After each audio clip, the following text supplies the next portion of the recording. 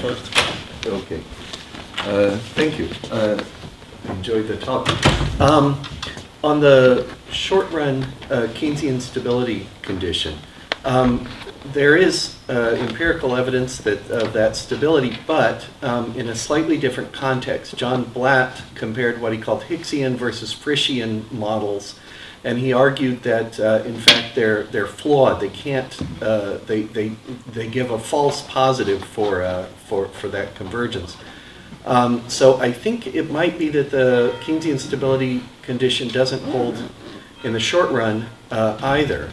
But even then, I would think the constraint would be on capital, because with labor, it's true in mature economies, it's more constraining, but there's still many people of working age not actually working, sometimes involuntarily, sometimes voluntarily. And it seems to me there's a need for some theory of labor participation to get a better understanding of how that works. Thanks for a brilliant talk. Just on the housing, on the model of housing and how we model housing, I actually think expectations, particularly of people who decide to buy land for construction purposes, that is for me the driving variable. What actually happens is they look at a piece of land, they figure out what they think the price they're going to sell it for is going to be in 2 years. They put their margin on, and then they put the building cost on. So it's the residual price. So that's why expanding housing supply, it never results in decreasing house prices. So I would argue that it's not the income that's the constraint. It's actually the expectations of the person deciding to develop the site, and whether other people can get access to credit and so forth. So it's far more on the cost of production side, as far as I know from talking to people who actually have done this kind of stuff. Peter. I would love to follow up on that Keynesian Frischian. I don't know, and I don't really have anything to say about that. I think you're absolutely right, of course, that the mature economy is a simple stylized story. Of course, we have some hidden unemployment also in Denmark or in the US, or it's as always, it's a matter of we make simplifications, and I would want to refine it, but I think as a first step, at least, I would make a distinction between say India and the UK. So I think the unemployment rate is more meaningful, should be supplemented. So I agree with that. On the housing, I think you're right. So yes, thanks for that comment. That has literally never happened before.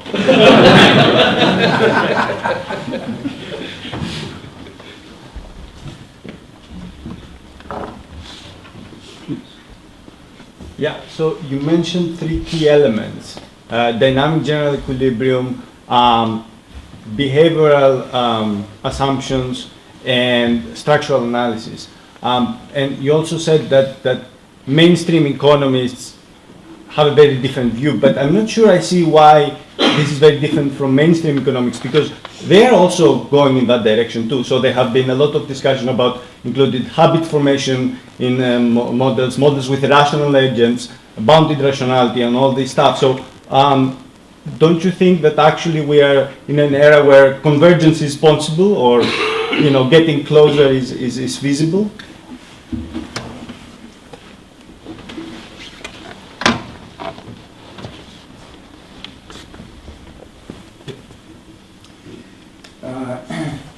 Peter, in your proposal for a macroeconomic theory, how do you take account of different forms of capitalism? Do you think that one macro model is sufficient to encompass what seem to be differences in the equations, in the relationships? For example, the effect of a change in the unemployment rate on wages does not seem to be the same in the current era as it was in the first 4 decades. you think that that just involves, different values of parameters, or perhaps is there, do you need somehow more concrete versions of the model that may be different for different forms? Peter? Convergence with mainstream. I sort of wish there were more of it. I find the recognition by at least some kind of more applied mainstream macroeconomists, the recognition that the models are badly flawed in their current state, I find that encouraging, and I think some of the applied people, whether it's IMF or elsewhere, are perhaps increasingly trying to look for alternatives. But I also find that on the theoretical side, the DSGE approach still seems to be dominant, and you're right that they having done the core of a sort of full optimization, they then introduce various sort of ad hoc modifications from behavioral or other to try to make it fit. To say there's a little bit of sort of overlap in some, but I think the whole approach, the insistence that we have to start with the optimization framework and Euler equations and the whole caboodle, I think that's pretty damaging. I think one needs to take aggregation seriously. That's another way of putting it. So we need to have not just the sort of behavioral story, but we also need to think of how we move from the micro behavior to the macro. And of course, it's completely unwarranted to assume that just because an individual might satisfy an Euler equation, aggregate consumption is going to satisfy the same Euler equation. There is absolutely no foundation for that claim. So yes, I mean, I didn't mention it now, but I almost have deliberately talked about dynamic general equilibrium. I left out the stochastic, but I would be happy to stick that in. So if we're just talking about the label, yeah, I also want a dynamic stochastic general equilibrium, but I would fill it in very differently from what is happening in the current mainstream.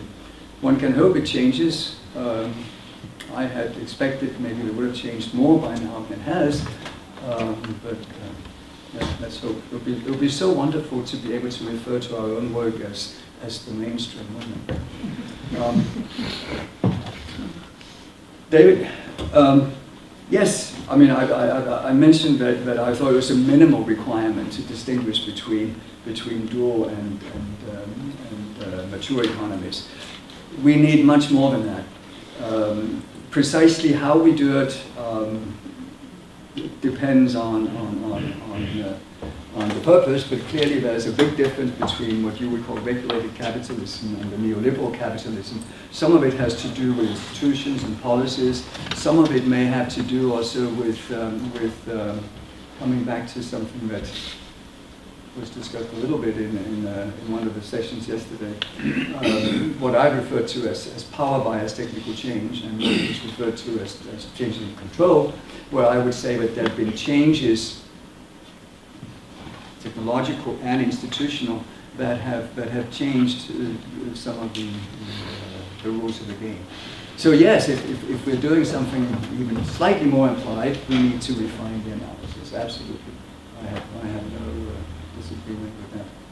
If you agree. Except I wouldn't call it applied necessarily. All theory should be able okay. to So apply. moving to a different level of abstraction. Yeah. Right? I mean, I still. Yeah. Yeah, thank you for your, at least initially, very balanced.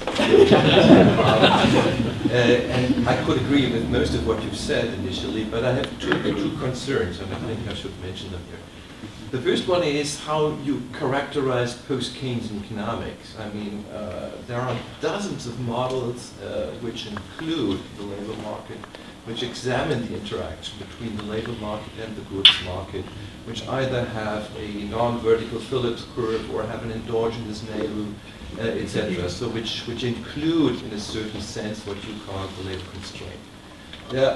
dozens of models which have examined the interaction between the financial markets and the goods market and so on. So maybe you should be a bit more modest on what is post-Keynesian. So I would consider myself as a post-Keynesian, at least trying to integrate all three markets. Maybe in an incomplete way, but at least I'm trying.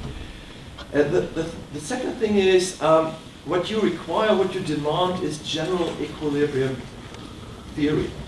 Okay, but how do you then put this theory to the data? How do you want to check the relevance of each of the relationships you have in here? Just two examples. So one example is the question of the consumption function.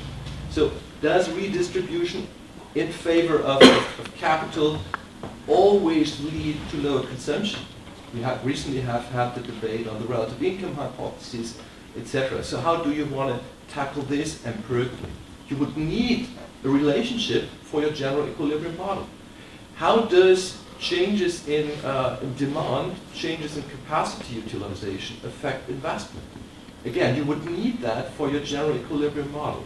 So how do you want to tackle that? Should we now stop doing empirical work? Or can we only do empirical work in a general equilibrium context? So I'm a bit concerned about the demand or the requirements which you put up here. Because the way I understand, and this brings us back to our own controversy about wage-led and profit-led demand, is to examine just this link. Of course, if you do it econometrically, you have to apply proper econometrics, make sure that you don't violate any of the requirements, etc. And we can discuss about that. We can discuss about whether the econometrics have been properly done. But I would still argue that in order to have a general theory which takes into account the interactions of all three markets and all sectors in the economy, we need some information about how exactly does distribution affect consumption, how does it affect investment, how does it affect export and imports, and we have to put the whole thing together. So how do you want to do it? I mean, that's my big concern, because it might, at the end of the day, we might do theory, but we may not be able to put the theory to the data anymore. And that's my last point.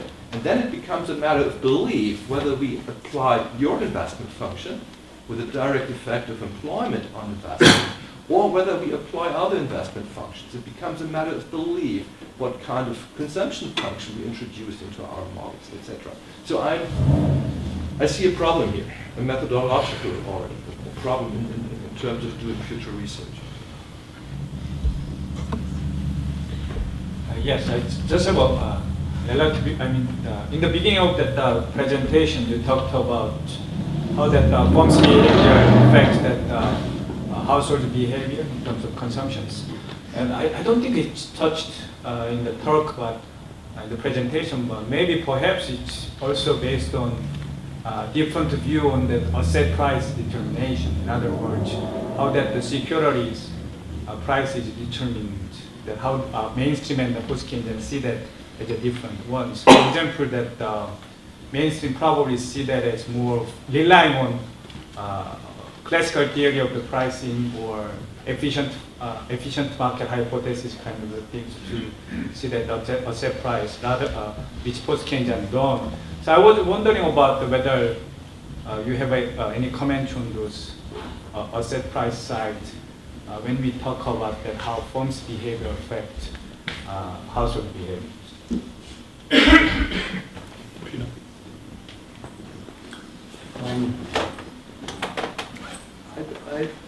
I agree along with you, Rebecca. And I thought I did mention that there are post-Keynesians who have included, I labeled this a kind of narrow post-Keynesian. I would maintain, I can give you a list of 100 papers that discuss whatever issue focusing on the goods market.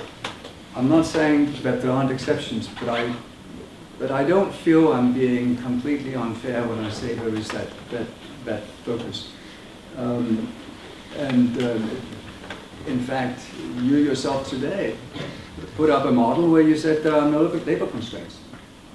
We satisfy the Keynesian stability condition, there are no labor constraints. Out we go, right? I'm not saying everybody does it always, but I think there is an overwhelming majority of papers in the post-Keynesian tradition that have been doing that. And I think there is a tension, because if you have your growth model that says there are no labor supply constraints, the labor market basically doesn't matter, then it's hard to square that with another paper where one says, oh, let's talk about full employment policies. Because basically, full employment is a relatively meaningless concept if whatever is demanded is being supplied. What is the supply if it's completely endogenous?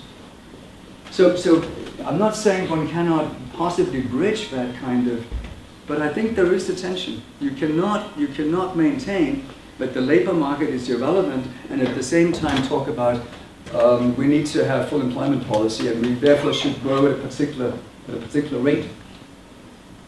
Because in other papers it's argued that however fast you grow, the employment is not a constraint. I think there's a tension. But I would certainly not deny that lots of post-Keynesians have in other work, when they're not doing growth theory, have looked at the labor market, and the conflict theory, as I think I mentioned, has been a particular popular Growth models. in growth models. I would accept there are examples of it.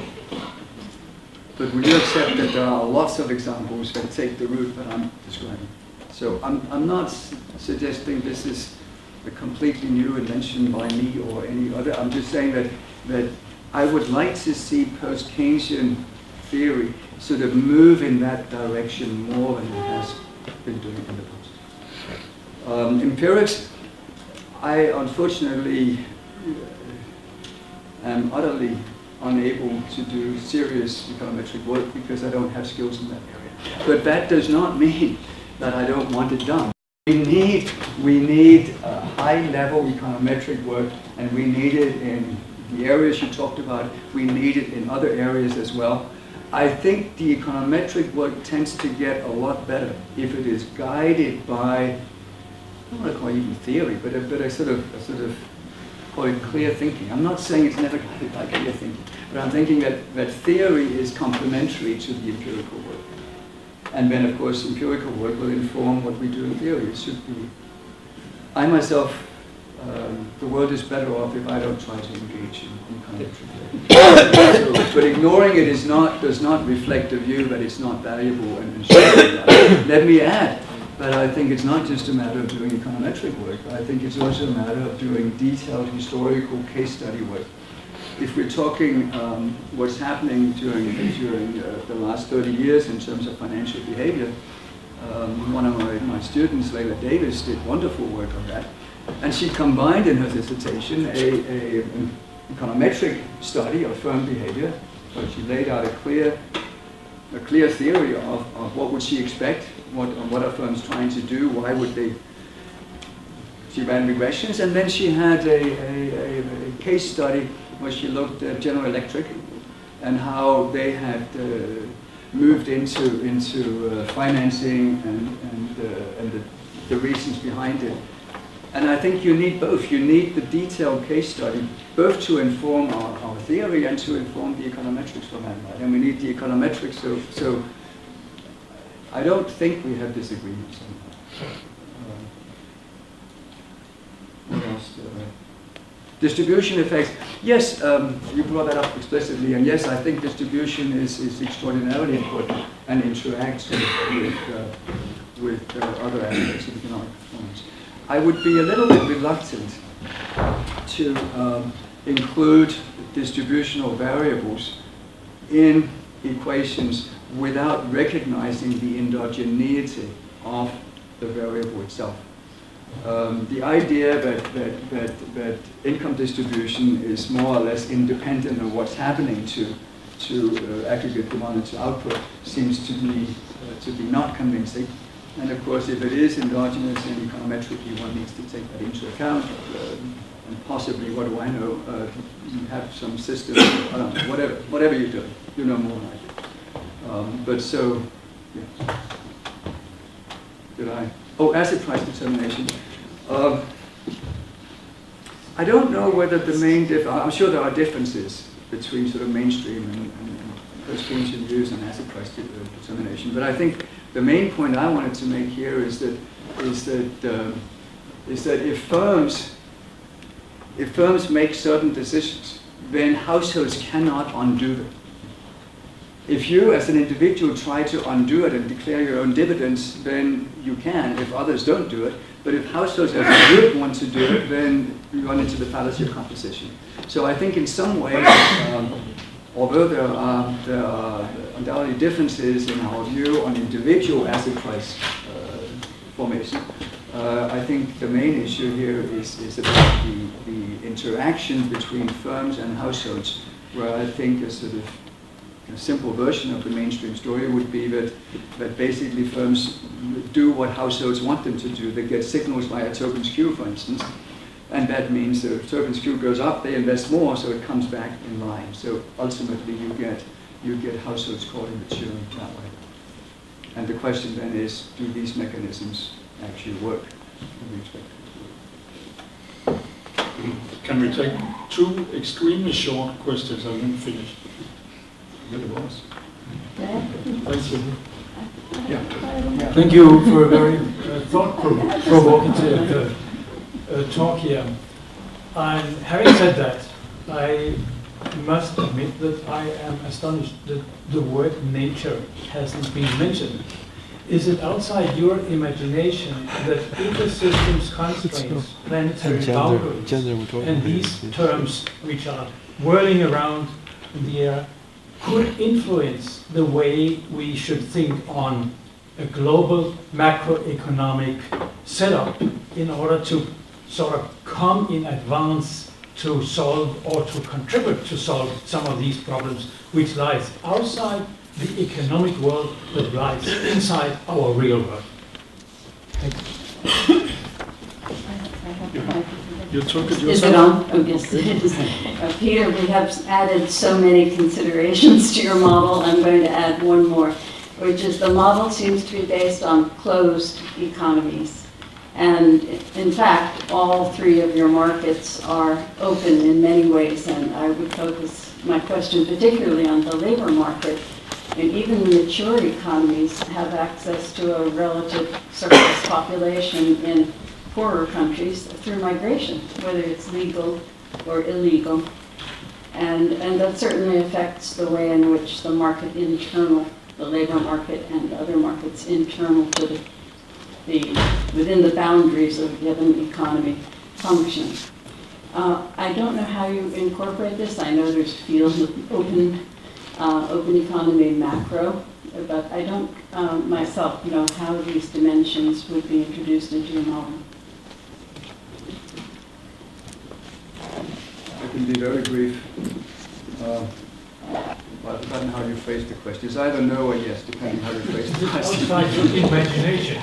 It is not beyond my imagination. Okay. But there's only so many things one can do in 1 hour. I thought I'd put in almost too much already.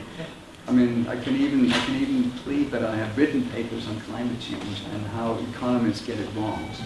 So I'm completely with you, but there are lots of things I didn't talk about, and it doesn't mean that what I did is not important. I agree with Skott.